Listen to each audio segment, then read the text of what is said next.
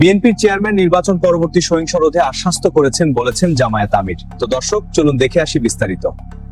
নির্বাচন পরবর্তী সহিংসতা রোধে বিএনপির চেয়ারম্যান তারেক রহমান আশ্বস্ত করেছেন বলে জানিয়েছেন জামায়াতে ইসলামীর আমির শফিকুর রহমান। আজ রোববার নিজের ভেরিফাইড ফেসবুক পেজে দেওয়া এক পোস্টে তিনি একথা বলেন। বিএনপির চেয়ারম্যান তারেক রহমান আজ রোববার সন্ধ্যা 7:10 দিকে রাজধানীর বসুন্ধরা আবাসিক এলাকায় জামায়াতের আমিরের বাসায় যান। এর ঠিক আধা ঘন্টা পর নিজের ভেরিফাইড ফেসবুক পেজে এ পোস্ট দেন শফিকুর রহমান।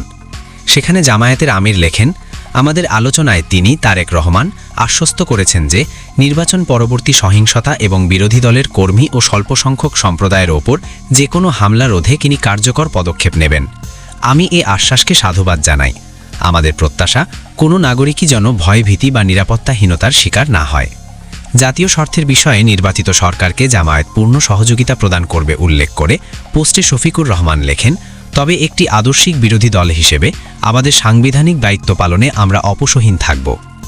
সরকারের জনকল্যাণমূলক কাজে আমাদের সমর্থন থাকবে, কিন্তু যেখানেই জবাবদিহির প্রয়োজন হবে সেখানে আমরা সোচ্চার থাকব।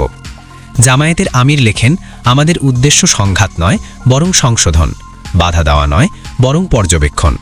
দেশের মানুষ এমন একটি সংসদ প্রত্যাশা করে যা ন্যায় বিচার ও নাগরিক অধিকার রক্ষা করবে এবং স্থিতিশীলতার সঙ্গে রাষ্ট্রকে সামনের দিকে এগিয়ে নিয়ে যাবে। শফিকুর রহমান আরও লেখেন, বিএনপির চেয়ারম্যান তারেক রহমানকে বাংলাদেশের ভবিষ্যৎ প্রধানমন্ত্রী হিসেবে অগ্রিম অভিনন্দন জানাচ্ছি। তিনি আজ আমার আবাসিক কার্যালয়ে এসেছিলেন। তার এই আগমন আমাদের জাতীয় রাজনীতির জন্য এক ঐতিহাসিক মুহূর্ত। আমি তার এই আগমনকে স্বাগত জানাই এবং প্রত্যাশা রাখি সংলাপ ও দায়িত্বশীলতার মাধ্যমে এটি রাজনৈতিক পরিজ্ঞতা ও পারস্পরিক শ্রদ্ধার এক নতুন অধ্যায় সূচনা করবে। ফেসবুক পোস্টে জামায়াতের আমির বলেন, আমি এমন এক বাংলাদেশ গড়ার স্বপ্ন দেখি যা হবে ফ্যাসিবাদ মুক্ত, সার্বভৌম এবং ইনসাফ ও ন্যায় বিচারের ওপর প্রতিষ্ঠিত। জামায়াতে ইসলামী 11 দলীয় জোটের সঙ্গে মিলে একটি সমৃদ্ধ, স্থিতিশীল ও আধুনিক রাষ্ট্র প্রতিষ্ঠায় প্রতিশ্রুতবদ্ধ, যা দামকান্ত্রিক মূল্যবোধ এবং সাংবিধানিক শাসনের ওপর ভিত্তি করে পরিচালিত হবে। জামায়াতের আমির শফিকুর রহমান বলেছেন, সংস্কারের ওপর যে গণভোট হয়েছে এটার পুরোটাই মানতে হবে। এর কোনো খণ্ডিত অংশ আমরা বাস্তবায়ন দেখতে চাই না।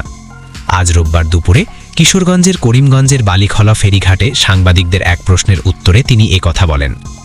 সড়ক দুর্ঘটনা ও অসুস্থ হয়ে মারা যাওয়া দলের 2 কর্মীর স্বজনের সঙ্গে দেখা করতে এসেছিলেন জামায়াতের আমির। শফিকুর রহমান সাংবাদিকদের বলেন, দেশটা তো সংসদ থেকেই পরিচালিত হবে ইনশাল্লাহ। সংসদে একটা দল সরকারি দল হিসেবে, আরেকটা দল বিরোধী দল হিসেবে থাকবে। সমাজে এক চাকায় কোনো গাড়ি চলে না, মিনিমাম 2 চাকা লাগে। সরকারি দল যদি ইতিবাচক কার্যক্রম পরিচালনা করে আমাদের সহযোগিতা থাকবে। জনস্বার্থ বিঘ্নিত হলে আমরা তো জনগণের পক্ষে অবস্থান নেব। আমাদের অবস্থান হবে ক্লিয়ার। বিএনপির চেয়ারম্যান তারেক রহমানের সঙ্গে সাক্ষাৎ প্রসঙ্গে জামায়াতের আমির বলেন, তারেক সাহেব কী নিয়ে আলাপ করবেন এটা ওনার মনের ব্যাপার। আমি তো ওনার মনের ব্যাপার বলতে পারবো না। উনি যদি আমার সঙ্গে আলাপ করেন, দেশ এবং জাতীয় স্বার্থ সর্বোচ্চ গুরুত্ব দিয়ে ইনশাল্লাহ আমরা আলাপ করব। শফিকুর রহমান বলেন, সংসদ চলতে হলে তো সরকারি দল ও বিরোধী দল লাগবে। সরকারি দল বিরোধী দল হাতে হাত রেখে চলবে, যদি দেশ সঠিক পথে চলে। যদি বেঠিক পথে চলে তাহলে ওই চাকা চালাবো না। এক প্রশ্নের জবাবে তিনি বলেন, জাতীয় পার্টি তো এখন ইতিহাসের অংশ হয়ে গেছে। এরা তো এখন ভূগোলে নাই। কেন নাই? তারা জাতীয় পার্টি তাদের দায়িত্ব পালনে ব্যর্থ হয়েছিল। এখন তারা শুধু ভোটের জগৎ থেকে যায়নি, জনগণের মন থেকেও উঠে গেছে। এটা ওই কারণে তারা জনগণের স্বার্থ রক্ষা করেনি। জামায়াতে ইসলামী ওই ভুল করবে না। এর আগে রোববার সকালে কিশোরগঞ্জের ইটনা উপজেলার শিমুলবাগ দক্ষিণহাটি এলাকায় জামায়াত সমর্থক শাহ আলমের স্মরণ সভায় তিনি বলেন, সাধারণ মানুষকে সম্মান করা আমার ঈমানি দায়িত্ব। কৃষক শ্রমিকেরা কঠোর পরিশ্রম করে হালাল রুজি উপার্জন করেন। তাদের ঘামের গন্ধ আমার কাছে আতরের মতো মনে হয়। অনেক সময় দেখি কেউ কেউ গরিব মানুষের সঙ্গে হাত মেলানোর পর আড়ালে গিয়ে হাত মুছে ফেলেন।